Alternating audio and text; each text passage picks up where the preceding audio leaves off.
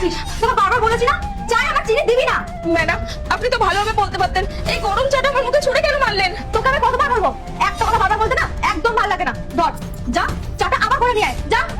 ঠিক আছে ম্যাডাম। টাকার জন্য গাছ লাগিয়েছি, বিনা কাজে টাকা দিয়ে দেবো। নে ধর, এগুলো কেচে দে।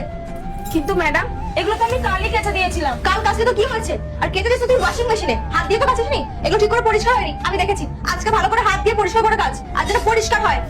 ঠিক আছে ম্যাডাম। এমনি আমি টাকা দিচ্ছি ওকে আমি। দাঁড়ান ম্যাডাম, সবে ঘরটা মুছেছি, একটু শোকাক তারপর আপনি ঢুকুন। এই সত্য, আমাকে ডিস্টার্ব করিস না। আর তুই কি বললি? তুই ঘর মোছার জন্য আমি দাঁড়িয়ে থাকবো? আবার করে বুঝবি কি আছে? তোকে আমি টাকা দিয়ে কাজ করাচ্ছি, ফ্রিতে না।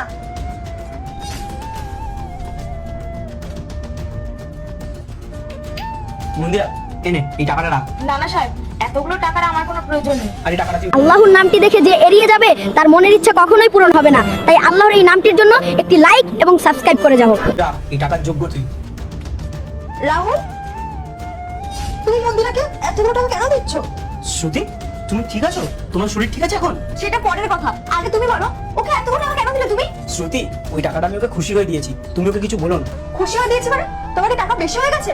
আর মন্দিরা সারাদিন ঘরে একটাও কাজ করে না, যার জন্য ওকে অতগুলো টাকা দিতে হবে। আর তার থেকে বড় কথা, আমি ওকে কম টাকা স্যালারি দিই, আমি ওকে অনেক টাকা স্যালারি দিই। যতটা ও কাজ করে তার থেকে বেশি স্যালারি ও পায়। মন্দিরা ভালো ভালো বলছি টাকাটা ফেরত দে।